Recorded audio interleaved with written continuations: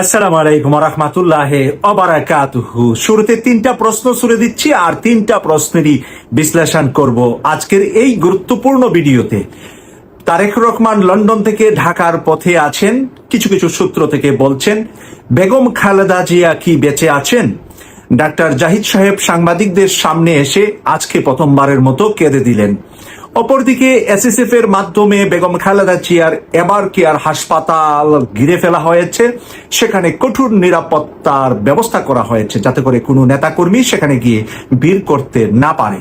এই তিনটা প্রশ্ন নিয়ে আপনাদের সামনে কথা বলছি এই মুহূর্তে। প্রথমত হলো তারেক রহমান সাহেব লন্ডন থেকে ঢাকা রওনা দিয়েছেন। মাত্র 48 ঘন্টার জন্য ঢাকায় আসবেন। কেন 48 ঘন্টার জন্য আসবেন এর বিস্তারিত আলোচনা আমি করব এই ভিডিওতে। তো উনি ঢাকায় রওনা দিয়েছেন। তাহলে বেগম খালেদা জিয়া আমাদের মায়ের মর্যাদায় যিনি আসন্নিত বাংলাদেশের রাজনীতিতে, যার সর্বোচ্চ মর্যাদাশীল ব্যক্তি হিসাবে এই মুহূর্তে বেঁচে আছেন, সেই বেগম খালেদা জিয়া আমাদের মা কি বেঁচে আছেন নাকি আমাদেরকে ছেড়ে আল্লাহর সান্নিধ্যে চলে গিয়েছেন? বিষয়টা খোলাসা করা এই মুহূর্তে সম্ভব নয়, কিন্তু আমরা ডাক্তার জাহিদ সাহেবের সাংবাদিকদের সামনে এসে কথা বলতে গিয়ে উনি কেঁদে দিয়েছেন বেগম খালেদা জিয়ার কথা যখন বলছিলেন। গত কয়েকদিনের ভিতরে আমরা দেখতে পেয়েছি গুরুত্বপূর্ণ বিষয় হলো বেগম খালেদা জিয়ার কোনো সংবাদ যেন কেউ মুখে না বলেন, কেউ এসে যেন বাইরে সাংবাদিকদের সাথে এই বিষয়ে আলাপ না করেন। একমাত্র ডাক্তার জাহিদ সাহেব, যিনি নাকি বেগম খালেদা জিয়ার যেই চেয়ারম্যান, যে রাজনৈতিক দল বিএনপির একেবারে শীর্ষ লেভেলের যে তাদের যে কমিটি আছে, সেই শীর্ষ কমিটির স্থায়ী কমিটির সদস্য হলেন ডাক্তার জাহিদ সাহেব। এবং ডক্টর জাহিদ সাহেব ওনার লন্ডনের চিকিৎসার সময়, গত বছর যে উনি চিকিৎসা লন্ডনে নিয়েছেন, ওই পুরো মাসগুলা কিন্তু জাহিদ সাহেব সাথে লন্ডনে কাটিয়েছেন বেগম খালেদা জিয়ার পাশে। এর থেকে বোঝা যাচ্ছে যে বেগম খালেদা জিয়াকে চরম ভালোবাসেন, মায়ের মতন শ্রদ্ধা, সম্মান এবং হৃদয়ের সবটুকু ভালোবাসা ডাক্তার জাহিদ সাহেব। একজন ডাক্তার যেরকম তার রোগীর প্রতি ভালোবাসা থাকে, ওরকম রোগীর বাহিরেও উনি ওনার মায়ের মতো ভালোবাসেন বেগম খালেদা জিয়াকে। আমরা সবসময় ডাক্তার জাহিদ সাহেবের এই সুন্দর কথাগুলা, এই সাবলীল কথাগুলা রাজনীতির মাঠে শুনে থাকি। প্রিয় দর্শক, এবার তাহলে তারেক রহমান সাহেব 48 ঘন্টার জন্য কেন বাংলাদেশে আসছেন এবং আসাটাও কতটুকু শিওর? আমি এখন মালয়েশিয়ার হোটেল থেকে কথা বলছি। আমি এখন লন্ডনে নয় যে আপনাদেরকে 100% শিওর দিচ্ছি তারেক রহমান ঢাকায় রওনা দিয়েছেন, কিন্তু কিছু কিছু তথ্য, কিছু কিছু নিউজ এসেছে ওনাকে হিথ্রো এয়ারপোর্টে দেখেছেন, এরকম ভিডিও পোস্ট করেছেন। কিন্তু হিথ্রো এয়ারপোর্টে কি আজকের নতুন ভিডিও নাকি বেগম খালেদা জিয়াকে রিসিভ করতে, বিদায় দিতে যখন উনি হিথ্রো এয়ারপোর্টে আসছিলেন তখনকার ভিডিও ছাড়া হয়েছে, এটার কিন্তু কোনো গ্যারান্টি আমি দিতে পারছি না।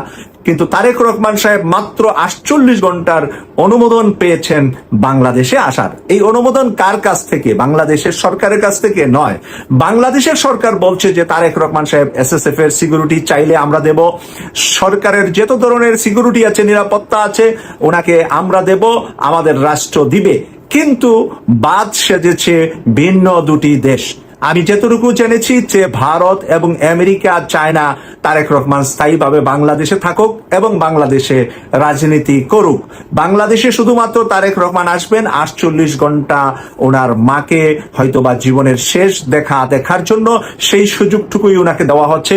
বাকি সময়টা উনি আবার লন্ডনেই ফিরত যাবেন, যেখানে উনি রাজনৈতিক আশ্রয় নিয়ে আছেন, সেই দেশেই ওনার বাকি জীবন কাটবে। বাংলাদেশের রাজনীতিতে জিয়া পরিবার এবং শেখ মুজিবুর রহমান পরিবারের কোনো সদস্য থাকবে না। দুইটা পরিবারের বাইরে বাংলাদেশের রাজনীতি নিয়ে যাওয়ার পক্ষে একমত হয়েছেন ভারত এবং আমেরিকা।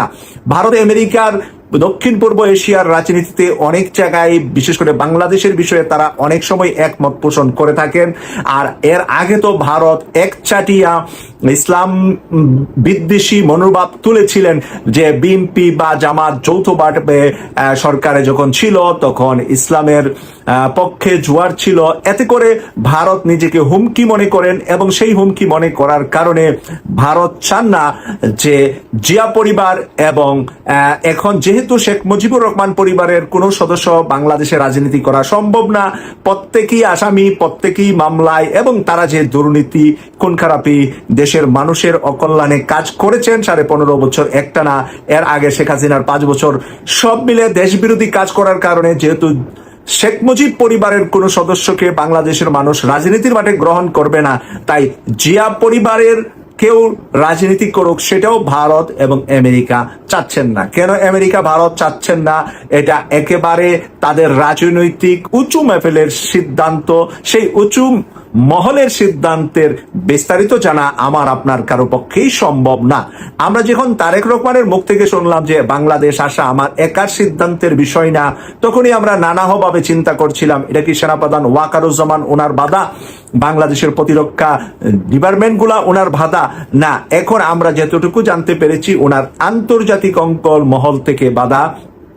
কারণ উনি যখন 2001 এবং 2006 সালে ওনার মা প্রধানমন্ত্রী ছিলেন, তখন ওনার মাধ্যমে অনেকগুলা কাজ সংগঠিত হয়েছে বাংলাদেশে বলে মানে এটা নিউজে বা আমরা যেই কারণে ওনাকে লন্ডনে থাকতে হয়েছে, যে কারণে ওনার মামলাগুলা ছিল, মামলাগুলা শেষ হয়েছে।